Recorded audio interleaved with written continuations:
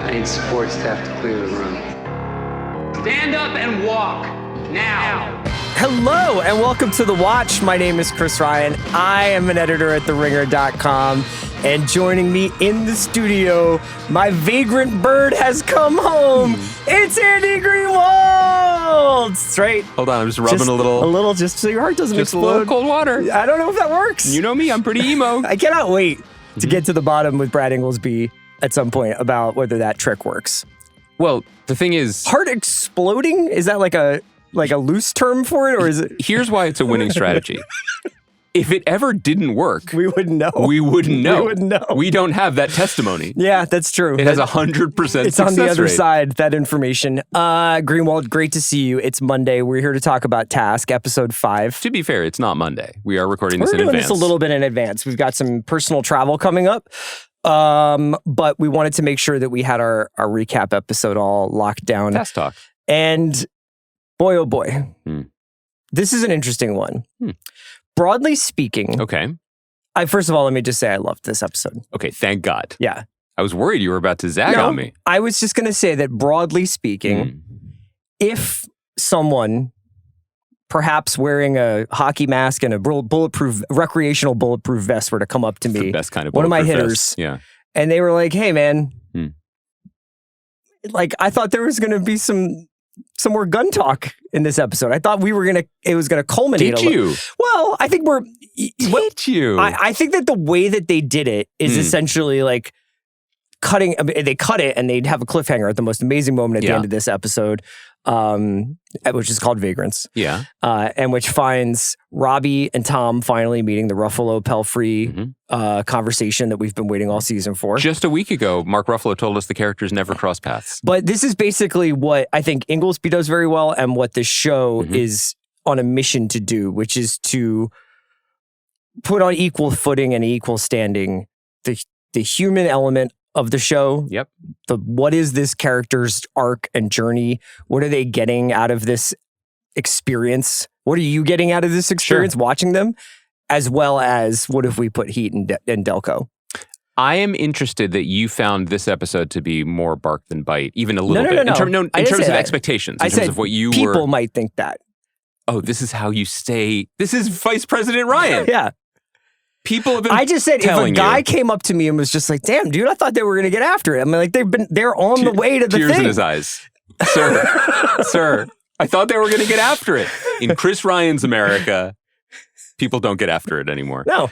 Because everyone's fine. I had that feeling more about the previous week because it was all heading towards the park, and I thought the park was going to be some big event. I was thrilled with this episode, mainly because the only fireworks I was hyper invested in was Robbie. They were happening right here. My heart was exploding. Yeah. Was Tom and Robbie crossing paths. Yeah. When we spoke to a bunch of the creatives last week at Vidiots, and Brad said that he took that very seriously. You made the joke. I was right behind you with a follow-up joke, if necessary. That was he going to do it in a diner? I think that was your joke that I stole, but we were reading from each other's play sheets. Oh, that's true. I thought that was pretty good. Yeah. That was kind of like the best case scenario of Liam Cohen and Robert Saleh. You know what I mean? It's all within the rules. We're all sniffing out each other's scheme. I'm glad that we're the place to come for 8-day-old coordinator beef.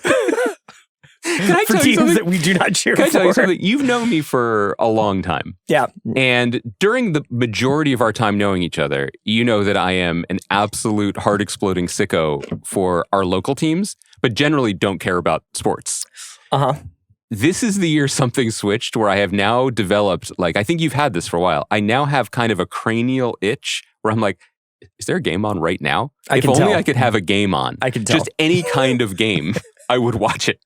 I have become the target audience for ESPN The Ocho in my Quarenta Ocho year. I know, because you're just like Blake Snell's arm slot analyst. It's crazy. That dude really strikes a lot of people out. I turned that game on. But you're I don't want to get too distracted, Okay. but your relationship to other teams is so pure. It's like a childlike kind of like, Wow. damn, he threw that ball far and he caught it. Shohei hit it out of the stadium.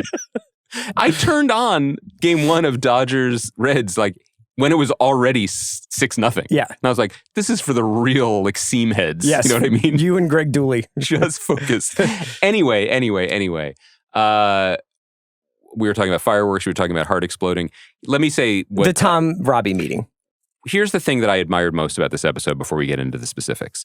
I think that it's something that real long distance runners develop. I say real because I run all the time and I don't think I have this, which is a kind of innate sixth sense of the distance left to run. And you're aware of what's in your tank. You're aware of when you can push it. You're aware of when you might need to refuel. And you carry that rhythm with you from the starter's gun all the way through the finish line. Right. And watching the way this 7-episode season has been constructed, to me, is a masterclass in the writing version of that sixth sense. I feel like Brad is pushing all the right buttons at all the right times and bringing those characters together in an unexpected way early, even though it is kind of late in the scheme of the show, felt both surprising and natural.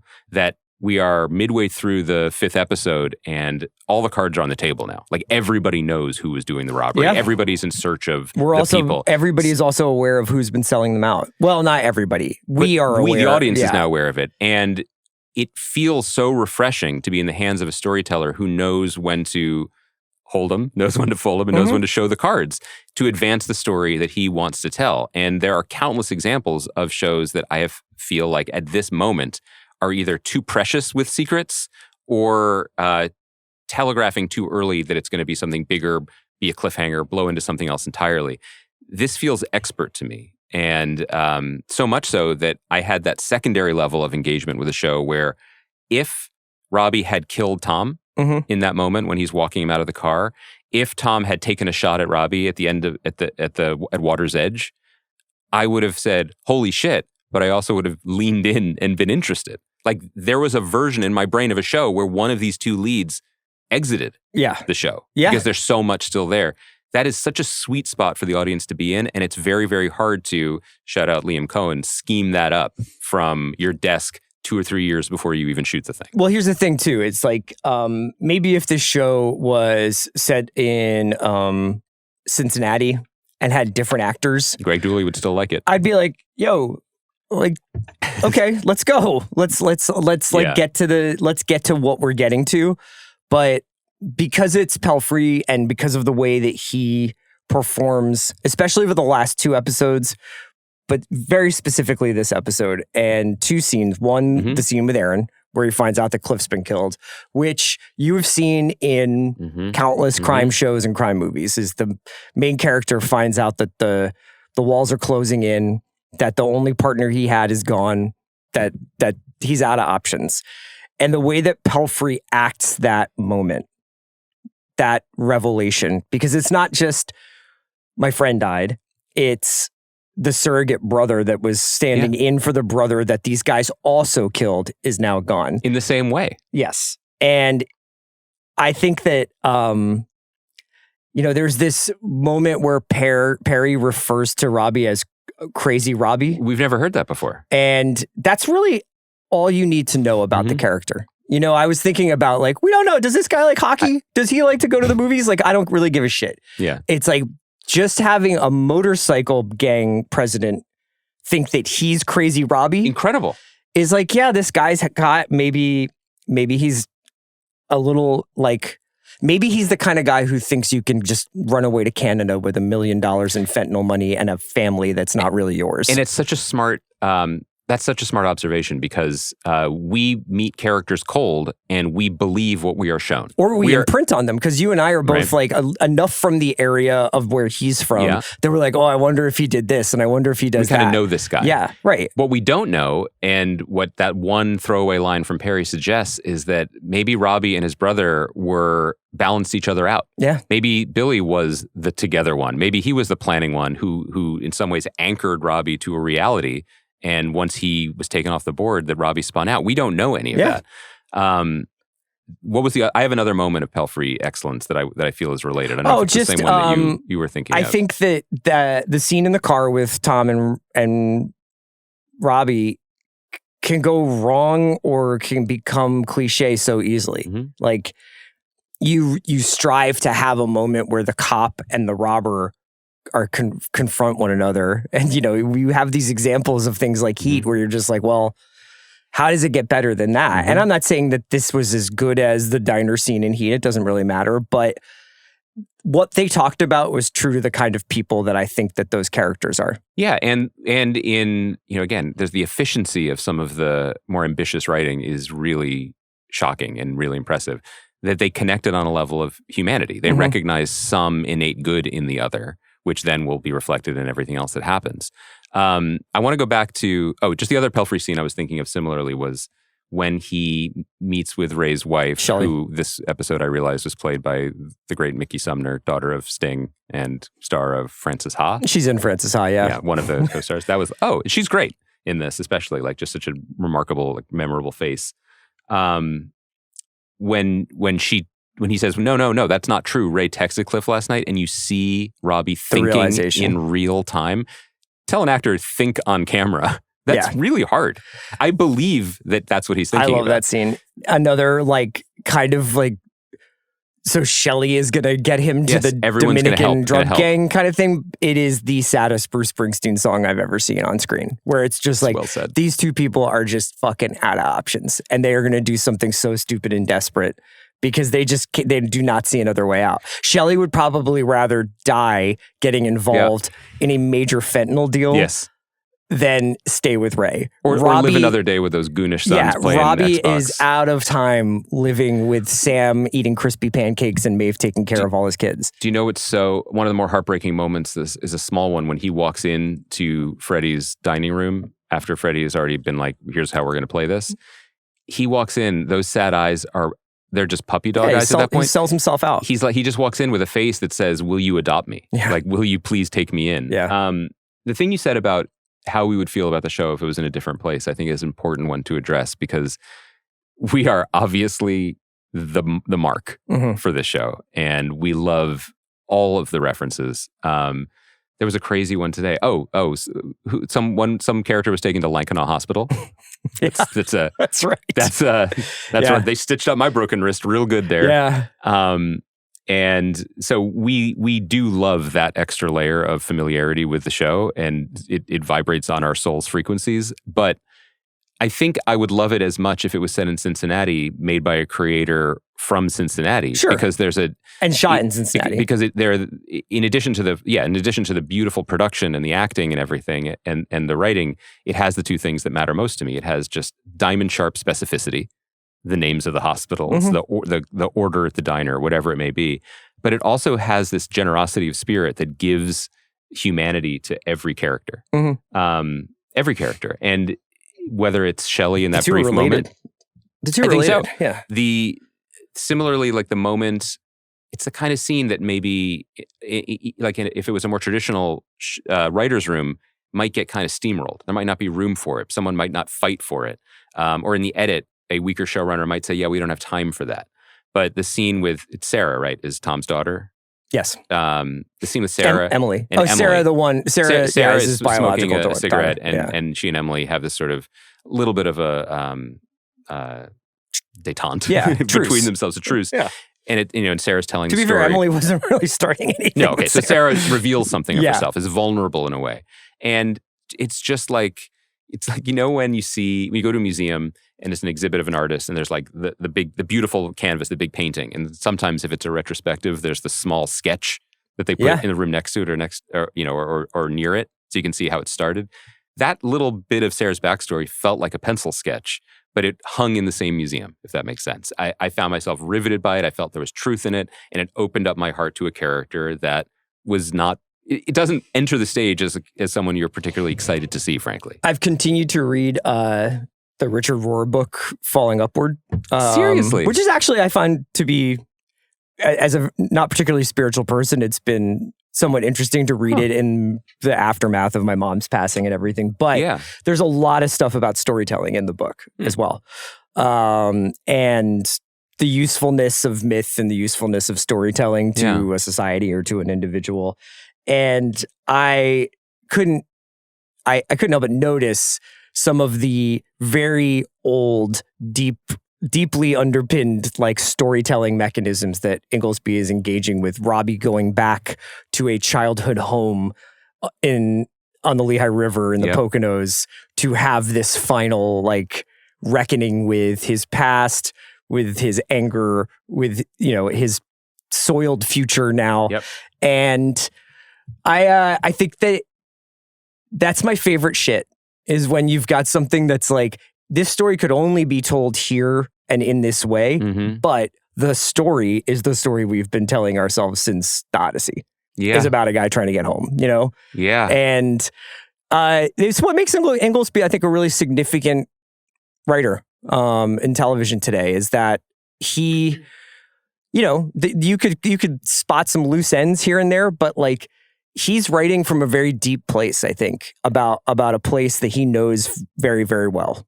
You can be successful as a screenwriter if you are incredibly good at genre or structure or dialogue or form. And I think you can be successful maybe with a lower ceiling as a writer if you are able to passionately advocate for the things that interest you and that you believe in.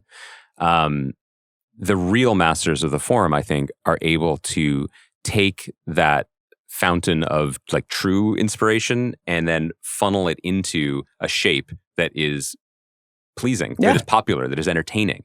That's what Mad Men was. That's what Breaking Bad was. And I'm not putting Task on the level of that, but in terms of the project and the way that Brad approaches the job, I think that is what he is doing here. I think that's what he is capable of. This is not in any way intended as like a drive-by or a stray, but it's an interesting contrast with the way we were discussing Alien Earth, in that we could tell Noah Hawley's interests, his passions, what moved him in this story, which, by the way, is a major thing to be able to do, to communicate that. Yeah. I think ultimately we were mid on the show because the vessel and the message were misaligned at times. This is a successful example of them being aligned, and it's not easy to do. Yeah. Let's talk about some of the more significant moments of the episode, I think. You ever been to Bushkill Falls? I can't say that I have. I was actually looking at a map. I didn't do a lot of Delaware Water Gap time. Well, I did Poconos. Delaware River canoeing. But I don't really think I spent a lot of recreational time, honestly, in the Poconos, to be completely candid with you. Yeah. So that far up Route 100 is a little bit of a mystery to the kid. I'm a vet up there. Okay, tell me about it. When I was a kid, Stroudsburg, and then you keep going north, or what? My grandparents were coming from Wilkes-Barre, and so there were a couple summers when I was a kid. Great steps out on Wilkes-Barre. Yeah, totally. The Serengeti of Pennsylvania. There were a couple, like 1 or 2 summers when I was really little, they rented a small house in the summer. And I remember, this is classic only child shit. I remember being there with my parents and my grandparents and my aunt and uncle and like my grandparents' friends, Julian and Miriam. It was... Not another kid in sight? Not another kid within miles. Within miles, which really explains a lot. What did you do? Recite poetry? I found some, when I was home in Philadelphia recently, I found some photo albums of this time, and I'll say one thing. The adults seemed like they were having a hell of a good time. My grandfather traveled with a wet bar. Yeah, yes, right. It was like Bloody Mary time or whatever. And then I'm sort of off to the side with a transformer or a balloon. And that's my experience. I remember picking blackberries once. And then actually my other Bushkill Falls memory that I'll never forget is I do remember my parents taking me to the falls. It's beautiful. There's a few waterfalls up there. And there's steps to climb, not paved steps, but wood framed, cut out little dirt path up to the waterfall. And my parents are not, which camera? This will not surprise anyone. Not really the outdoorsy type. Right. And I remember it was unique that we were doing this trip because I think the martinis were being served back at the rental. But I remember we walked up in such an odd way. And then after the waterfall, I said, why were we walking with me in the middle? And my mom was like, I told your father to do that because in case you fell forward or backwards, you wouldn't die. Is that how steep it was? No. But my takeaway from that wasn't waterfalls are beautiful. It's that I'm one false step away from instant death. Let me get back to my balloon and my fucking Care Bear. I thought it was a transformer. Well, I had both. Only child. I contain multitudes. Okay, so a couple big moments from this episode. Ratso Grasso. We called it. Yeah. And again, He withheld his sacred life force from Lizzie. That's a strange love joke. I know, but look, people out there, casuals, know your feelings about Lizzie.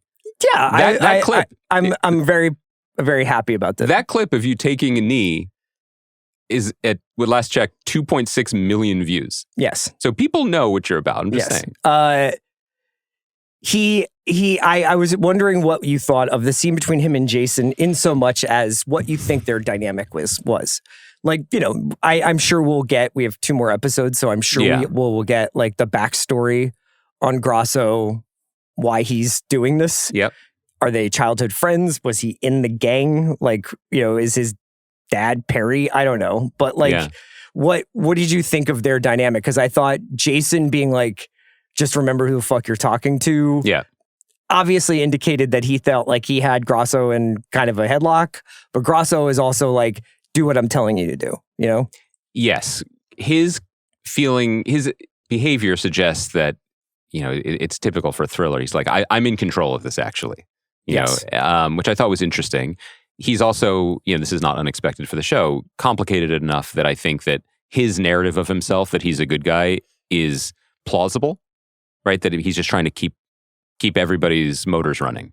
Yeah. Right? Like keep everyone alive, keep the system in place. I don't think we're going to find out that he's a sociopath. No. I mean, perhaps, but I think it's going to be something more like either I grew up in this world or they had something on me. I will say, of all of the many characters that we spend time with or get slight POV moments with, Jason, I think, is the least sketched out. I understand his motivations and his brute force, but in terms of like even Perry has some moments of certainly not grace, but regret. Yeah, and you see the complicated emotions. Yeah, we'll get to Perry in a swirling second. Inside of him. Jason so far is more of a blunt instrument, and that may change as things move forward. I guess the question remains. I mean, I guess that makes that moment of Grasso not sleeping with Lizzie, like, I guess, thoughtful, or seen in a different light, because now that there's something about him, his interest in Tom's past in the priesthood.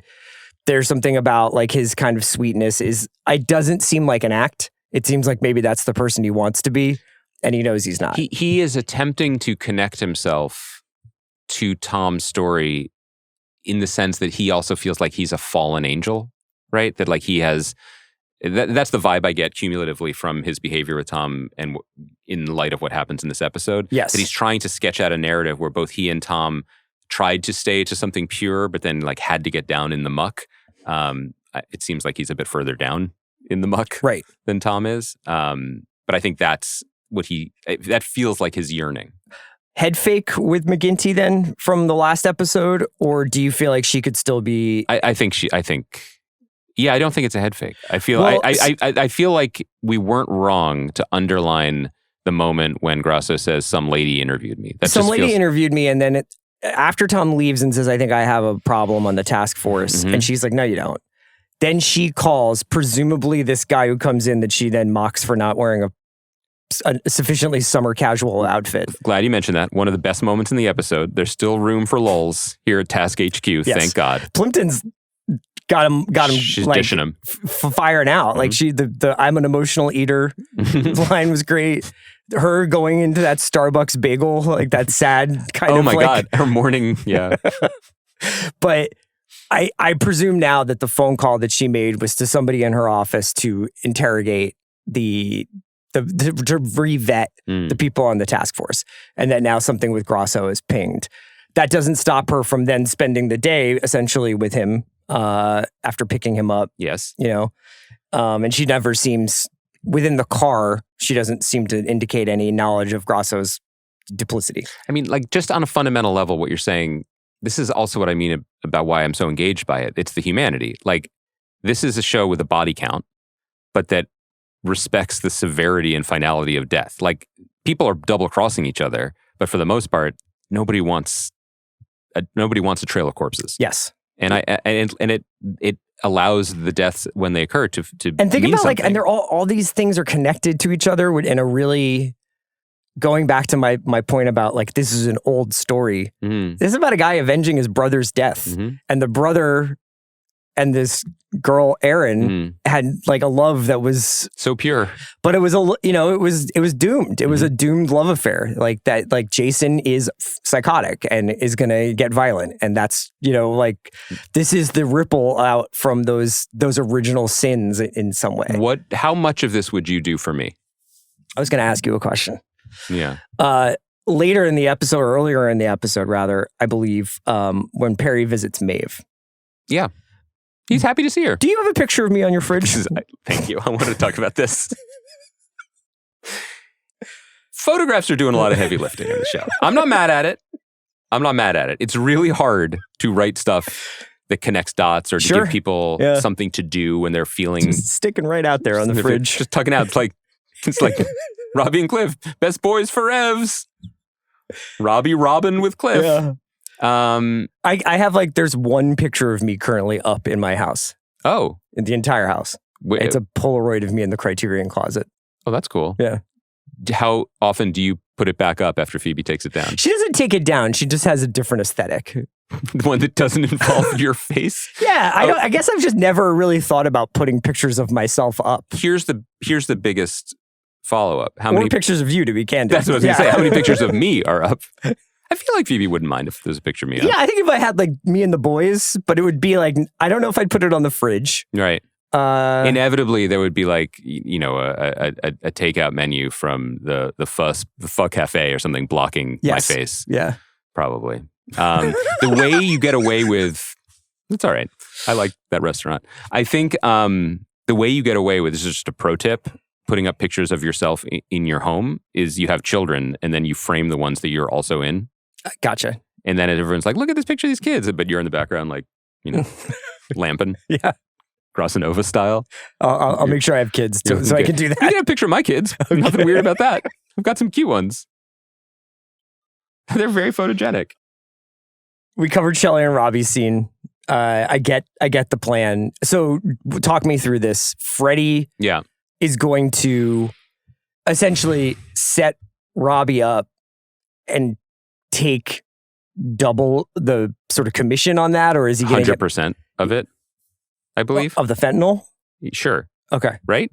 I'm sure it'll get explained a little bit more clearly. I mean, I grasp what's happening, even if I don't understand the details. When Jason calls Perry and he's like, he had me over a barrel, he needed double. I was just double of the money that you get for selling the fentanyl, I guess? Or double the percentage they'd already agreed to. Did they agree to anything? I thought they were going 50. Remember in the whole pissing on me story? That's right. Because he's like, I either piss on you or you agree to my price. And those guys were like, make a fair point. Yeah. One point I would like to make that it is uncanny that both Task and Dope Thief built to a collision between more factions than each faction realizes in a quarry. Like that is bizarre. Yeah. I would also say that the differences in the execution of those scenes also speaks to the essential difference between the shows. Why one we were taking quite seriously and one we thought had some good performances. Sure. Because I don't think you watched enough. I watched a couple of quarries. Yeah. No, not the show Quarry. I mean, Dope Thief. Oh, sorry. Yeah, my bad. The Dope Thief scene in a quarry where a character who drives them to the quarry, several episodes of Dope Thief, takes out a high-powered military grade rifle and just starts screaming and shooting people. It's a different attitude towards the vagaries of life and death. think also the function of the settings that we revisit often. I found, Erin's death, for instance, in this episode, Margarita Leveva's character. On one hand, I would say that her character was not served particularly well this season, and I think a lot of her as a performer. She's gonna have. No, I mean on this show. I mean, it's just like she kind of is like, I am in a flashback, I am in a kitchen, I'm in a couple of scenes, but ultimately, what Erin functions like a photograph on the wall to move the story. It's exactly right. And it is the benefit of HBO and of a talented team that you get the A+ version of a C+ role. You and I both think she's a great actor. And so she brought a lot to it, which is kind of what you need to elevate it when there's not a lot of real estate for screen time. Yes. But there was a moment when, and that whole scene was shot beautifully, and Jeremiah Zagar was back behind the camera for this episode, and I thought that whole scene with the kids listening to the indie rock band Honey. Oh, I was wondering what that was. Yeah, with smoke, like that was just beautifully shot and realized and disturbing and creepy and all that, and effective in the sense that there was a moment when I feel like there should be a term for this that we should come up with. It's like what I was saying before about your heart's in your throat and you're like, a character could die here. Like suddenly everything is in play. Yeah. The best shows bring you to that point where you're questioning your own experience and watching things for many, many years. And so there was a moment when he was chasing her where I was like, she could come up with a rock and win. But of course she doesn't. But that feeling engages you in a different way as an audience member. And I think this is just a very, very, very soundly constructed show in terms of its theme. In terms of its themes, and this episode specifically, Tom does this speech about a bird, a vagrant bird that gets kind of lost but can always get back home. Obviously, Robbie leads all of these factions to a childhood escape. Erin, when she's right when her life is basically falling apart, notices this kind of like a really like nuanced little phenomenon that's like essentially it's vape smoke, but it looks like clouds are coming down into this to this waterbed area. Waterbed. What the fuck am I talking about? Like, is it a lake or is that the quarry? I thought it was the quarry. In any case, not the show Quarry, which is very good, or the show Dope Thief. No, my point is that obviously Erin is like having a reverie about like when she used to come here with Billy. Sure. And maybe even to her childhood when she used to be so carefree that she would vape at the quarry, you know, and or whatever the kids did back in the 90s, you know? And listen to indie rock. And that's where she dies. And she's swimming to get to this time in her life that she remembers. Yeah. And Perry stops her, obviously. But I thought like you see these like recurrences. It's not just doubling where it's like, oh, Tom and Robbie are going through similar experiences. It's like, this is about people trying to get back to a place that maybe doesn't exist anymore. And people trapped in the same fishbowl they've always been in and not understanding why the water is so cloudy and murky now. Yeah. It was what we were talking about the other week about the spaces they live in. Like even Ray and Shelley's house in a vacuum looks like a perfectly nice old house, you know, with a nice backyard. But what has it become? What have these towns become? What have we filled them with? Yes. What has become of all of us? That was a nice recall to that. I thought that the Perry and Maeve scene was great. We've talked about Perry referring to Robbie as Crazy Robbie. You might think, I might have thought in a different world that like the Sam plot line was a little anticlimactic. Just like, oh, and then she takes him. Well, there might be more pages to turn. There might be more pages to turn, but I thought also it's like, yeah, that's when Maeve decides enough's enough. Is when fucking Perry shows up. Yeah. And this kid is 10 feet away. And I think that if you could map this out, if you took the Maeve story, separated it out, I think it passes the plausibility test, which we don't put on shows that are excellent. You know, that's anti-art, honestly. But if you did want to watch it that way, I think what she did with Sam initially, you know, trying to bring him back and then taking him back for reasons and then finally saying enough's enough, that makes sense. Right. We should shout out Jamie McShane, who's the actor who plays Perry. Great job. Just that someone who, you know, I go to his Wikipedia page and I'm like, I have definitely seen this man in a number of television shows and movies. He was in Sons of Anarchy, Bloodline, Avengers. He works. He's a working actor. Avengers, like the Marvel movie? Yeah. Who was he in that? He was in, I have no idea. He was in Thor and the Avengers. Oh. I don't think he was Thor, but I'll check. Okay. It reminds me of the best of UK television where this whole show is got that. There's a stable of incredible actors given opportunities to show what they've always been able to do. So you have that small sense of familiarity, but then you get surprised. What's the name of Perry's on again, off again girlfriend? He's Agent Jackson. Okay. You remember him from Thor? No, I really, I gotta say, I seriously do not. What's the name of? Okay. I don't remember. I know who you're asking. She's good. Also good. And that's another example of like just somebody doing a very good job in a very small role. And I'm sorry, I don't know your name. What else was there from this episode that I wanted to discuss? I want to talk about the whole the architecture and the emotion of the Tom and Robbie stuff. Yeah. I loved Ruffalo playing old and broken down.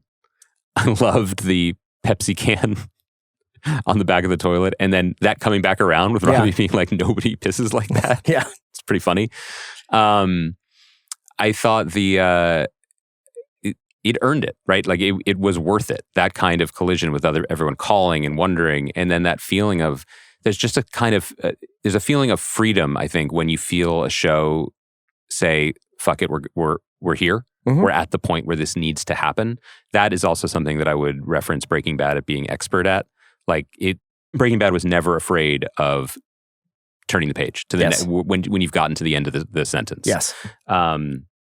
And I thought that was really compelling. I thought we got some more backstory about Tom and his wife in an interesting way. We got a shout out to another local hospital, Bryn Mawr Hospital. You ever spend time there? It's a nice one. I thought I think when you watch cops and robber shows, you're assuming that what you're going to see is Popeye Doyle or Vincent Hanna or the guy who chases guys. And Tom's not that. Now, whether Tom got put on this task force by Kathleen to lose or whether nobody really cared about this case or what are we doing with Tom in the first place, there was no world where Tom was like, I'm actually incredible at evasive driving and I'm going to there's nothing he's going to do. He's got a gun to his back and he wants to call his kids. Yeah. And that was like a really, really, really beautiful moment where he's just like, he's not yelling. There's no ornate dialogue. He's not cursing him out. He's just like, man, let me call my kids. But this is also why the specificity matters because it may not resonate to anyone who didn't grow up in the area. But when Robbie opens his license, Tom's license, and he says, Tom Brandis from Springfield, just like a guy. Yeah. Lives near a mall. Yeah. Just normal. Likes birds. Loves birds. Loves birds. Did you think that Perry's strategy of popping his collar was an effective way of hiding the scarring and clawing? Well, I think what face? it does is first of all, this is such a unique and beautiful place to stage what will be the climax of the series. One would assume. I think my sense is that we're going to have fireworks and then we're going to have a long emotional denouement in the finale. I think there are a lot of fireworks still to come too. I think everybody who's 6. kind of arriving at the river, gathering at the river, if you will,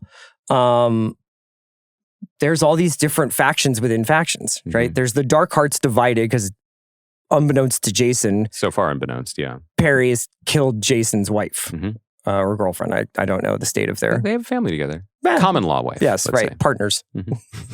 Just 2 crazy kids. And unbeknownst to some of the people in the task force is divided because Grasso is actually working on behalf of the Dark Hearts. And then you've got Robbie, who I imagine wanted this to take place where it's taking place for reasons beyond the Odyssey and wants it to be because he knows the terrain. He knows something. Maybe has hid something somewhere, whatever it is. So I love this image of these people kind of moving down the riverbanks and converging on Robbie. But I think that there's a lot of story left. Because not only are you going to get whatever happens in the woods here, you're going to have an accounting of everybody's divided allegiances. And who's going to come out of the woods and what state will they be in? Yeah. How do they feel about Lyme disease? Because that is a real issue there. I love Robbie felled by poison oak. Just scratching the whole finale. I love that part in the car when he says... and also like Freddie's out there. Freddie's rolling. Yeah. I don't know that he's going to the Poconos, but I mean, he's got a vested interest. He had a bad experience in Lancaster. Yeah. I've kidnapped the world's most depressing human. So funny. Great line. I fucking like you, but I don't like you enough to let you fuck up my plan. Also, never get Sirius satellite radio, I guess. Yeah. That was a really good little Chekhov's radio outlaw country shout out there. Yeah. Where it's like, I was like, damn, Sirius throwing down the $5 to get in the show. And then it winds up being like, it's a satellite. So you can ping them, you know? Did you like the parallel? You spoke so well about what Aaron was seeing through the haze. And it's mirrored by where Tom ends up on the other side of his woods walk. When Robbie says, walk about a mile, you'll see it. It's beautiful. Yes. And what he sees is normal America. Like families and just the world that both of them have left a long time ago. I've found it interesting that this show is driving towards the woods. Like most of the action of the last 2 episodes, but specifically this one, is happening in a kind of pastoral setting. I don't know what it means necessarily, but it's not a Philly show anymore. You know, it's kind of this weird, like these animals kind of almost from like the city coming into the woods to like be wild. But maybe that just goes back to, it's not the original sin, but it's the original smarts of Brad Inglesby and his writing that he's done for HBO. You could say that Mayor of Easttown and Task are Philly shows, but they're not. They're Delaware County shows. They're Pennsylvania shows. That is a much different thing than an urban setting. And I think you can tell a certain kind of phoniness. Sally Richardson Whitfield was very funny when we asked her, like, if she had, you know, what were some of the things that she thought were hallmarks of, and she was like, I never need to see the woods again. Yeah. Like, I've seen so many different woods to set our like little scenes. And I think we could, and I'm sure we yearn for programming that is super Philly coded, because I think, again, I feel bad doing strays like this, but like Dope Thief was supposedly set in Philadelphia, but was deeply un-Philadelphia. It was Philadelphia in the way that a lot of other mass entertainment has been, where it's just like Brooklyn South a little bit. Yeah. I'm not just talking the accents. I'm just talking about like specific things about that make it a unique place. And so the fact that this show is dug into such an unexpected patch of ground makes it, I think, makes it resonant to people who aren't from there. Is it worth making predictions? Is it worth saying like, oh, what do you think happens out there? I hesitate to mention this, but in the teaser that had the Guns N' Roses song, you can see some things about this shootout. Look at you. I know. I wish I didn't. Did you go back? Or you just remember? I watched it 300 times, so like I just remember. The beauty of my life is I remember nothing. I don't even remember when we started this podcast. It's all gone. Yesterday. It's possible. Anything else? In a way, I'm always doing this podcast, don't you think? Sure. It's not in a bad way. Anything else about this? No, this was great. Great episode. Very excited for 2 more. Yeah. It's fun. Okay. Fun is one way to describe it. It's fun to have a show that emotionally trenchant. Yeah, but it's fun to have a show that has this much depth and engagement. Yeah. And I look forward to more of it. I don't know. What do you want me to say? You got the job. Did I get the job? Like, but also I feel like this isn't the whole podcast, right? You're going to do a little something else? I don't think so. You're not going to do anything else? Well, I mean, it's like, we'll see. Just plug and play? I want to have this be like the chunk, and then if something else, what am I going to do? Just be like, I think House of Guinness really turned a corner there on episode 4. Comment on Mike Johnson's like 4D gamesmanship to reopen the government. That's going to happen this weekend or something. Yeah. Thanks for joining me. Maybe there was more to this podcast. I don't know. And it's exciting to think about. I'll be back on Thursday. Maybe you will too. Possible.